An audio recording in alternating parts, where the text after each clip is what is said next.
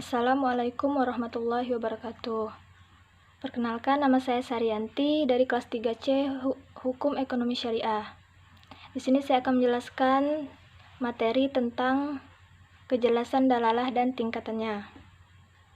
Baiklah, langsung saja materi pertama, yaitu tentang dalalah dari segi kejelasannya. Ada dua kelompok pendapat tentang tingkat dalalah lafaz dari segi kejelasan, yaitu golongan Hanafiyah dan golongan Mutakalimin. Pembagian lafaz itu sebenarnya dilihat dari segi mungkin atau tidaknya ditakwil atau dinasak.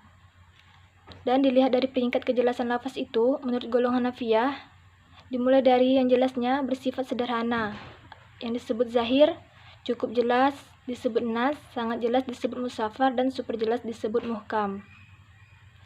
Di dalam Al-Misbah Al-Munir dijelaskan bahwa dalalah adalah apa yang dikehendaki oleh lafal ketika lafal itu diucapkan secara mutlak.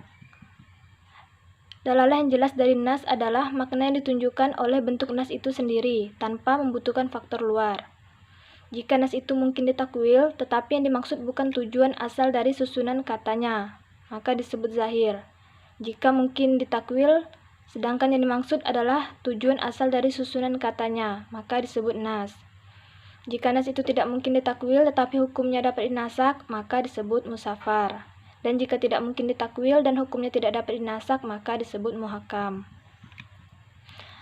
Setiap nas yang jelas petunjuknya maka harus diamalkan sesuai dengan makna petunjuk yang jelas itu, dan tidak boleh mentakwil nas itu, meskipun mungkin kecuali ada dalilnya.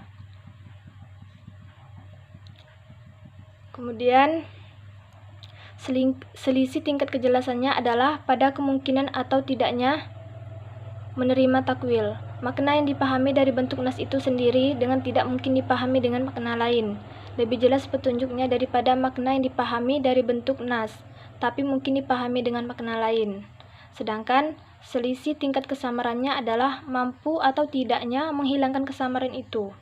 Nas yang memiliki kesamaran dan tidak mungkin menghilangkan kesamaran itu kecuali dikembalikan ke pembuatnya, yaitu syar'i adalah lebih samar daripada nas yang memiliki kesamaran, tetapi ada metode untuk menghilangkan kesamaran itu dengan penelitian dan ijtihad. Terus yang kedua yaitu kejelasan tingkat dalalah. Yang pertama ada ad-dohir. Secara bahasa, ad-dohir berasal dari kata dahara, artinya tampak, terlihat, muncul, lahir.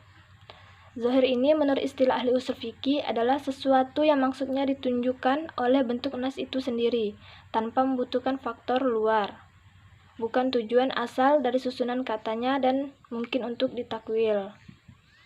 Dan banyak juga ulama fikih yang memberikan pendapatnya akan pengertian ad-dohir ini. Di antaranya adalah Al-Bazdawi, Al-Saraki, dan Muhammad Adib Salih.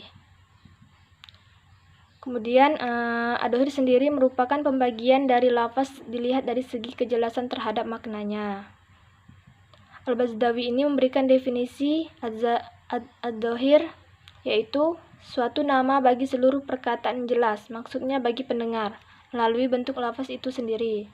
Berdasarkan pengertian yang ada di atas, dapat dijelaskan bahwa az-zahir adalah suatu lafaz di mana lafaznya jelas, bahkan tanpa ditafsirkan terlebih dahulu.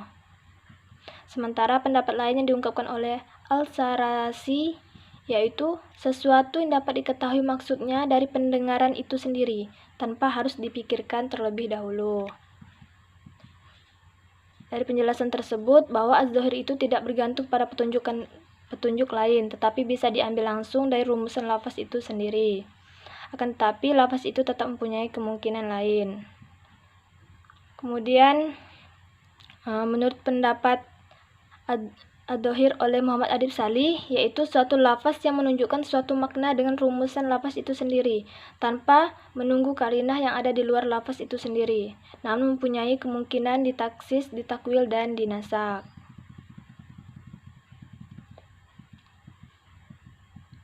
Hukum az-zahir ini wajib diamalkan sesuai dengan makna zahirnya selama tidak ada yang menunjuk untuk diamalkan dengan selain yang zahir, karena pada dasarnya tidak ada pembelokan kata dari makna zohir, kecuali ada dalil yang menuntut hal itu. Bahwasanya ad-dhohir ini mungkin untuk ditakwil, artinya membelokkan kata itu dari lahirnya yang menghendaki makna yang lain. Jika lafaz itu umum, mungkin untuk dibatasi. Jika kata itu bermakna hakiki, maka mungkin untuk diberi makna majaz dan bentuk-bentuk takwil lainnya.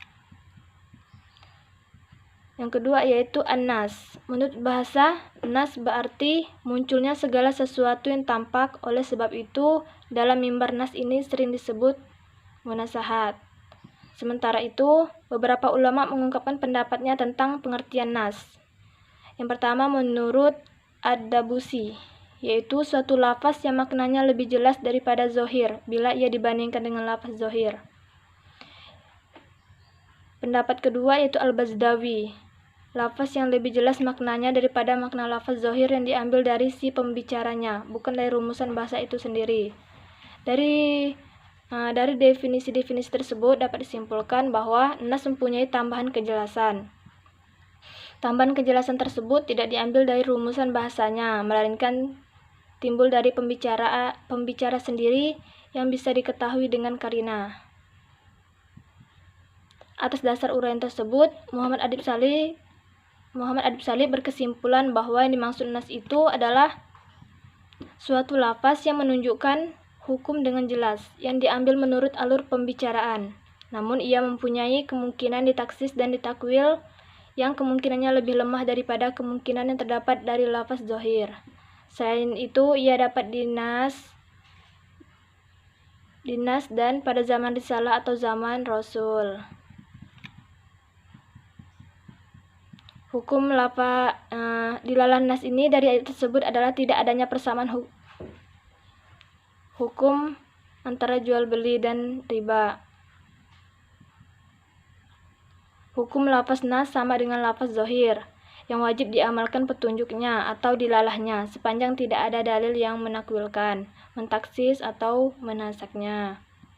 Perbedaan antara zohir dan nas ini adalah kemungkinan takwil atau taksis atau nasahan pada lafaz nas lebih jauh dari kemungkinan yang terdapat pada lafaz zohir. Oleh sebab itu, apabila terjadi pertentangan antara lafaz zohir dengan lafaz nas, maka lafaz nas lebih didahulukan pemakaiannya dan wajib membawa lafaz zohir pada lafaz nas.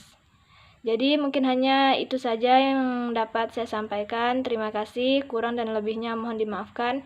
Wassalamualaikum warahmatullahi wabarakatuh.